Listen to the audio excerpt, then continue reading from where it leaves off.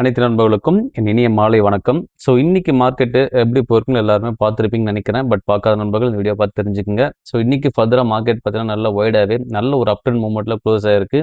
So இன்னைக்கு Nifty 50 பார்த்தீங்கன்னா ஒரு 244 பாயிண்ட் பார்த்தீங்கன்னா ஒரு பாசிட்டிவ் க்ளோஸ் பண்ணியிருக்காங்க. ஸோ ஆல்மோஸ்ட் இன்னைக்கு ஒரு 1% ஏற்றத்தை கொடுத்துருக்கு. ஸோ பேங்க் நிஃப்டி நல்ல ஒரு சப்போர்ட் கொடுத்துருக்கு இன்னைக்கு. அவங்க சைட்லையும் பார்த்தீங்கன்னா நல்ல ஒரு சப்போர்ட்டை இன்னைக்கு மார்க்கெட்டில் வழங்கியிருக்காங்க. ஆல்மோஸ்ட் ரூ. 793 பார்த்தீங்கன்னா இன்னைக்கு இன்க்ரீஸ் ஆயிருக்கு. ஆல்மோஸ்ட் ஒரு 1.439% இன்க்ரீஸ் ஆயிருக்கு மார்க்கெட்டில். ஸோ ஃபர்தராக எல்லா சைடுமே மார்க்கெட் நல்லா வைடாக இன்க்ரீஸ் ஆயிருக்கு. ஒரு சில சைடில் மட்டும்தான் உங்களுக்கு ஃபர்தராக ரொம்ப பெரிய பர்ஃபார்மன்ஸ் இல்லை. ஸோ இன்னைக்கு நிஃப்டி ஆட்டோவும் பார்த்தீங்கன்னா ஒரு 184 பாயிண்ட் ஏற்றத்தை கொடுத்துருக்கு. நிஃப்டி எஃப்எம்சிஜி மட்டும் இன்னைக்கு ஒரு கரெக்ஷன் நோக்கி முடிச்சிருக்காங்க. நீங்கள் மட்டுமே ஒரு 39.55 ருபீஸ் கரெக்ஷன் ஆயிருக்கு. ஸோ இன்னைக்கு நிஃப்டி ஐடியும் நல்ல ஒரு பர்ஃபார்மன்ஸ் 539 பாயிண்ட் ஏற்றத்தை கொடுத்து இன்னைக்கு க்ளோஸ் பண்ணியிருக்காங்க. ஃபர்தராக மார்க்கெட்ல இன்னைக்கு நிறைய செக்டர் பங்கு நல்ல ஒரு பர்ஃபார்மன்ஸ் பண்ணியிருக்கு. ஸோ நல்ல லெவலில் இன்னைக்கு மார்க்கெட் இன்க்ரீஸ் ஆயிருக்கு. என்ன ரீசன் எல்லாருக்குமே தெரியும். பட் பார்க்காத நண்பர்கள் இன்னைக்கு வீடியோ பார்த்து தெரிஞ்சுக்கங்க. ஸோ என்ன ரீசன் மெயின் பார்த்தீங்கன்னா இன்னைக்கு ரெண்டு சைடுமே சப்போர்ட் நல்லா போயிருக்கு. நேற்றும் நல்ல ஒரு சப்போர்ட் கொடுத்தாங்க. இன்னைக்கும் ஒரு நல்ல சப்போர்ட் வந்திருக்கு. எஃப்ஐஸும் பார்த்தீங்கன்னா ஆல்மோஸ்ட் ஒரு 2603 கோடி உள்ள போட்டிருக்காங்க.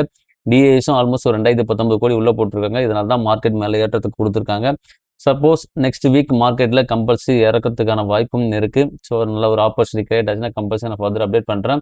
ஜஸ்ட் அது வரையும் வாட்ச் பண்ணுறது மட்டும் நம்மளுடைய வேலை. ஸோ இன்னைக்கு ஒரு நியூஸோட உள்ளே போகலாம். ஸோ என்ன நியூஸ் பார்த்தீங்கன்னா ஃபர்ஸ்ட் நியூஸு. ஸோ வரலாற்று சாதனை படைத்திருக்கு நம்ம கல்யாண் ஜுவல்லர்ஸ். நான் ஆல்மோஸ்ட் ஃபோக்கஸ் பண்ண சொல்லியிருந்திருக்க பங்குகள். ஸோ நல்ல லெவலில் பங்கு இருக்குது. ஸோ மிஸ் பண்ணவே வேண்டாம் பங்குகள்லாம். நான் ஆல்மோஸ்ட் உங்களுக்கு ஃபோக்கஸ் பண்ண லெவல் ஒரு 330 கிட்ட கிடச்சி நம்மளுக்கு. ஆல்மோஸ்ட் பங்கு நல்ல ஒரு ஏற்றத்தில் இருக்குது. ஸோ இந்த மாதிரி தான் பங்குகள் நம்ம சூஸ் பண்ணணும். அவசரப்படினா பங்குகள் நம்மளுக்கு வாய்ப்பு மிஸ் பண்ணிடும். ஸோ நல்ல லெவல் எனக்கு கிடச்சிது. ஆல்மோஸ்ட் இன்னைக்கு பங்கு நல்ல ஒரு பீக்கில் இருக்குது. நல்ல சரியான ஒரு ஏற்றத்தை கொடுத்துருக்கு பங்கு. ஸோ என்ன விலையில் நான் வாங்கினேன் உங்களுக்கு எல்லாமே தெரியும்.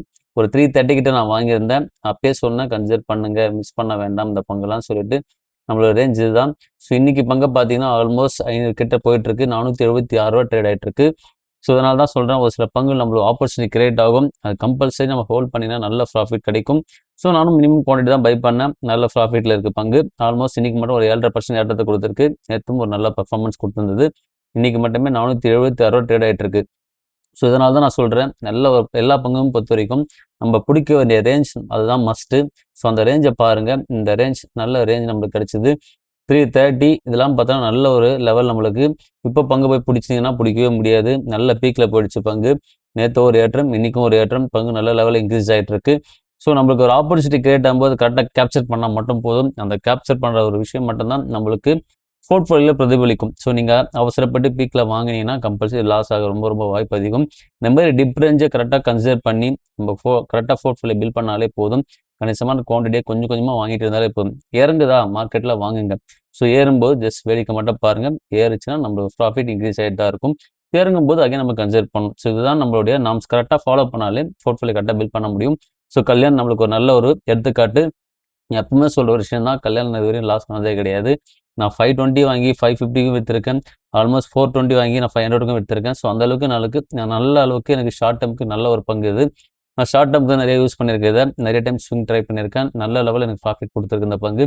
ஸோ அகைன் நம்மளுக்கு ஒரு ஆப்பர்ச்சுனிட்டி கேட்டாச்சு. இந்த டைம் நான் ஹோல்ட் பண்ணேன். நல்ல பர்ஃபார்மன்ஸ் ஆல்மோஸ்ட் எனக்கு மட்டுமே நல்ல ஒரு போர்ட்ஃபோலியோ பில்லாக இருக்குது. நான் அதையும் உங்களுக்கு ஷேர் பண்ணுறேன். ஸோ எந்த லெவலுக்கு கல்யாணம் எனக்கு சப்போர்ட்டாக இருக்குது. ஸோ எந்த லெவல் எனக்கு இப்போ போர்ட்ஃபோலியோவில் பில்ட் ஆயிருக்குன்னு அதையும் நான் சொல்கிறேன் உங்களுக்கு. ஸோ ஃபர்தராக பார்த்தீங்கன்னா கல்யாணில் நான் வாங்கின லெவல் 330. அது ஆல்மோஸ்ட் எல்லாருக்குமே தெரியும்னு நினைக்கிறேன். தெரியாத நம்பருக்கு தெரிஞ்சுங்க. இன்றைக்கி மட்டுமே எனக்கு 40% க்ரோத்தில் இருக்குது. ஸோ அதை தான் சொல்கிறேன். ஒரு சில பங்கு நம்ம சூஸ் பண்ணுறது தெளிவான ஒரு அனலைஸோட சூஸ் பண்ணிங்கன்னா கம்பல்சரி இன்க்ரீஸ் ஆகும். ஆல்மோஸ்ட் 40.31% க்ரோத்தில் இருக்குது. நான் வாங்கின ரேஞ்ச் 330. ஸோ நல்ல ஒரு லெவலில் வாங்கினேன். பங்கு இந்த அளவுக்கு ஏற்றத்தை கொடுத்துருக்கு. இன்னும் நிறைய வாங்கிக்கலாம். பட் என்கிட்ட அந்தளவுக்கு மணி இல்லைனா தான் நான் வாங்க முடியல. ஸோ முடிஞ்ச வரைக்கும் நான் வாங்கினேன்.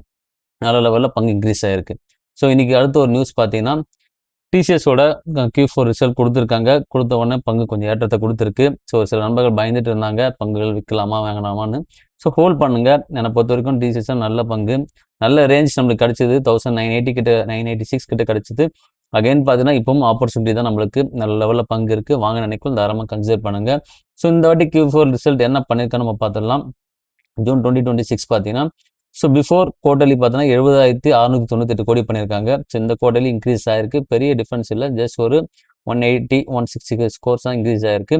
72,275 கோடி இன்க்ரீஸ் பண்ணியிருக்காங்க. ஸோ இவங்களோட நெட் ப்ராஃபிட் பாருங்க 13,784 கோடி.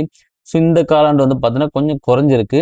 ஆல்மோஸ்ட் 13,420 கோடி. ஸோ ஆல்மோஸ்ட் இதனால தான் டிஃப்ரென்ஸ் நிறைய மாறி இருக்கு. ஸோ ஏன்னா இந்த வாட்டி இவங்க எக்ஸ்பென்ஸ் அதிகமாக்கியிருக்காங்க. 53 கோடி எக்ஸ்பென்ஸ் ஆயிருக்கு. 53 கோடியே 719 கோடி. ஸோ 53,719 கோடி வந்து இன்க்ரீஸ் பண்ணியிருக்காங்க. ஆல்மோஸ்ட் ஒரு பிஃபோர் காலண்டர் கம்பேரிசன் பண்ணும்போது ஒரு 2,300 கோடி இன்க்ரீஸ் பண்ணால்தான் ஸோ ஆல்மோஸ்ட் இவங்க எக்ஸ்பென்ஸ் அதிகமானால நெட் ப்ராஃபிட் கம்மியாக இருக்குது. So overall year and year check பண்ணும்போது 49,454 கோடி வந்து போன இயர் பண்ணியிருக்காங்க.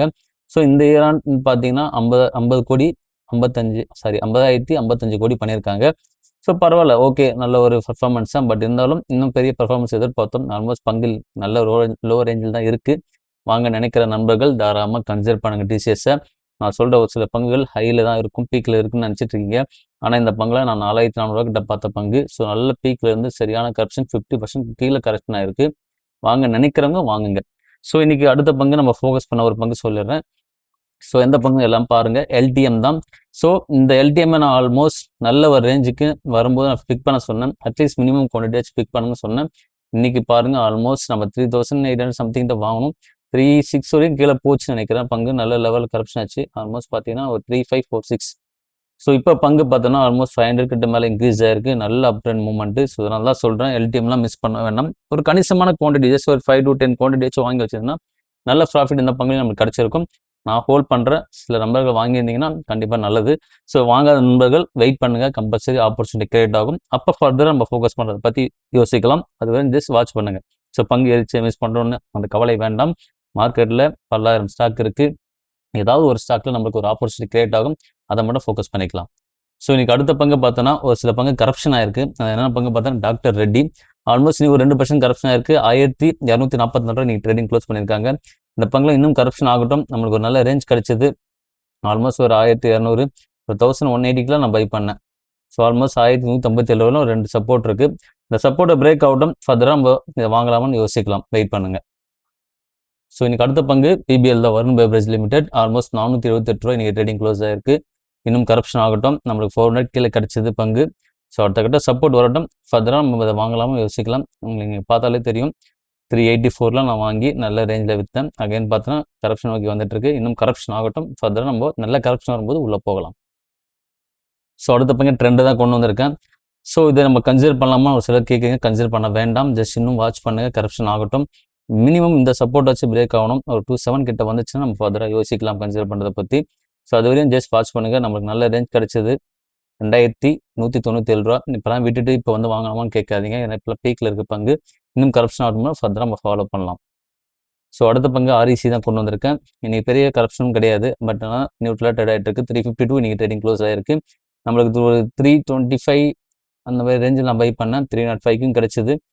ஸோ இன்னும் கரப்ஷன் ஆகட்டும். நல்ல ரேஞ்ச் வந்தபோது நம்ம ஃபர்தராக ஃபோக்கஸ் பண்ணலாம் ஆர்இசியும். ஸோ நல்ல பங்கு தான். ஸோ நல்ல டிவிடெண்ட் கொடுக்குற பங்கு. 5.11% கரப்ஷன் நம்மளுக்கு டிவிடெண்ட் கொடுக்குது. புக் வேல்யூ அதிகம் தான். கரப்ஷன் நோக்கிட்டு வரட்டும். வந்துச்சுன்னா நம்ம ஃபர்தராக இதை கன்சிடர் பண்ணுறதை பற்றி யோசிக்கலாம். ஸோ இன்னைக்கு அடுத்த நியூஸ் ஒன்று அப்டேட் பண்ணிடுறேன். ஜூலை 17ஆம் தேதி ஸோ அதிரடி அப்டேட்டாக கொடுத்துருக்காங்க ரிலையன்ஸ் இண்டஸ்ட்ரி. ஸோ என்னன்னா எங்களுடைய Q4 ரிசல்ட்டை கொடுக்க போகிறாங்க இந்த காலாண்டு. இந்த காலாண்டு என்னென்ன ரிசல்ட் வருது பார்த்தீங்கன்னா ரிலையன்ஸோட இண்டஸ்ட்ரி ரிசல்ட்டும் ப்ளஸ் உங்களோட ஜியோ ஃபினான்ஸ் ரிசல்ட்டும் ரெண்டுமே கொண்டு வராங்க. ஸோ அதனால பங்கு கொஞ்சம் இன்னைக்கு ஒரு ஏற்றத்தை கொடுத்துருக்கு. ஆல்மோஸ்ட் ஒரு 3.68% ஏற்றத்தை கொடுத்துருக்கு. 242 ரூபாய் இன்னைக்கு ட்ரேடிங் க்ளோஸ் பண்ணியிருக்காங்க. நம்மளுக்கு ஒரு நல்ல ரேஞ்ச் கிடைச்சது. அகைன் பார்த்து அந்த ரேஞ்ச் வரட்டும். ஆல்மோஸ்ட் ஒரு 228 ஸோ இந்த ரேஞ்ச் வந்துச்சுன்னா நம்ம ஃபர்தராக ஃபோக்கஸ் பண்ணலாம். ஆல்மோஸ்ட் வந்துட்டு அகைன் இப்போ பீக்கில் போயிருக்கு. கரப்ஷன் கம்பல்சரி வரும். நல்ல ஒரு Q4 ரிசல்ட் வந்துச்சுன்னா மார்க்கெட்டில் ஏற வாய்ப்பு இருக்குது. இல்லைன்னா கண்டிப்பாக கீழே இறங்கும். ஃபர்தராக நம்ம 14ஆம் தேதி பார்க்கலாம் என்ன மார்க்கெட்டில் நிலவரம்னு சொல்லிட்டு. அப்போ மார்க்கெட்டில் கரப்ஷன் ஆச்சுன்னா கம்பல்சரி ஃபோக்கஸ் பண்ணுறதை பற்றி யோசிக்கலாம். ஸோ இன்னைக்கு அடுத்த ரிலையன்ஸ் பங்குலேயே ஒன்று பார்த்தீங்கன்னா ரிலையன்ஸ் இண்டஸ்ட்ரி தான். ஆல்மோஸ்ட் இன்றைக்கும் ஒரு 2.19% ஏற்றத்தை கொடுத்துருக்கு. கன்சிடர் லெவலில் இருக்குது. கன்சிடர் பண்ணுற நண்பர்கள் தாராளமாக கன்சிடர் பண்ணுங்கள். எல்லாம் 1,500 கிட்டலாம் போச்சு. ஸோ அகைன் நம்மளுக்கு ஒரு ஆப்பர்ச்சுனிட்டி இந்த பங்கில் கிடைச்சிது. நான் வாங்கின ரேஞ்ச் உங்களுக்கு சொல்கிறேன். 1,258. ஸோ அகைன் அந்த லெவல் வருமானு தெரியல. அடுத்த ஒரு சப்போர்ட் மினிமம் ஒரு 1,275 கிட்ட வந்தாலும் தாராளமாக நல்ல ஒரு குவான்டிட்டி பை பண்ணி வச்சுங்க. 1,300 கீழே பிரேக் ஆனாலே கன்சிடர் பண்ணலாம் தாராளமாக. மிஸ் பண்ண வேண்டாம். இந்த பங்கு உங்களுக்கு ஃபோக்கஸ் பண்ணி நம்ம போர்ட்ஃபோலியோ பில்ட் பண்ண பாருங்க. ஸோ நம்ம நிறைய பங்குகள் கொடுத்தோம். ஒரு சிலர் நல்ல ஒரு கமெண்ட் கொடுத்துருந்தீங்க. ஸோ எல்லாமே சூஸ் பண்ணுற பங்கு எல்லாமே நல்லா இருக்குன்னு சொல்லிட்டு நான் ஃபர்தராக கொண்டு வர எல்லா பங்குமே சூஸ் பண்ணி ஒவ்வொன்றா உங்களுக்கு நல்ல விஷயமா தான் கொண்டு வரேன். ஸோ அது நல்ல விதமாக கொண்டு போகணும்னு நினைக்கிறேன். நல்லபடியாக நீங்கள் அதை யூஸ் பண்ணிக்கோங்க. எந்த ஒரு விஷயத்தையும் தெளிவாக அனலைஸ் இல்லாமல் பண்ணாதீங்க. என்னை பொறுத்த வரைக்கும் கம்பல்சரி எல்லா பங்கையும் சூஸ் பண்ணும்போது நம்மளுடைய எல்லா ப்ராஃபிட்டும் பாருங்கள். உங்களுடைய ரிசல்ட்டை எல்லா பேலன்ஸ் ஷீட்டும் செக் பண்ணிவிட்டு உள்ளே போயிட்டு வாங்குங்க. ஃபர்தராக என்ன பண்ண போகிறாங்கன்னு சொல்லிட்டு. ஸோ ரிலையன்ஸ்லாம் தாராளமாக கன்சிடர் பண்ணலாம். அதனால தான் இன்றைக்கி கொண்டு வந்தேன். ஸோ இந்த பங்குலாம் நம்ம மிஸ் பண்ணக்கூடாது. லாங் டேர்ம் ஹோல்ட் பண்ணுங்க இதெல்லாம். ஸோ நல்ல ப்ராஃபிட் கிடைக்கும். டிசிஎஸ், எல்டிஎம், தென் பார்த்தீங்கன்னா ரிலையன்ஸ் எல்லாமே ஃபோக்கஸ் லெவலில் இருக்குது. மிஸ் பண்ணாமல் தாராளமாக கன்சிடர் பண்ணுங்கள். நல்ல ரேஞ்ச் வரும்போது கம்பல்சரி நான் உங்களுக்கு கால் கொடுக்குறேன். அந்த இதை மட்டும் கரெக்டாக கேப்சர் பண்ணிவிட்டு உங்கள் போர்ட்ஃபோலியோ பில்ட் பண்ண பாருங்கள்.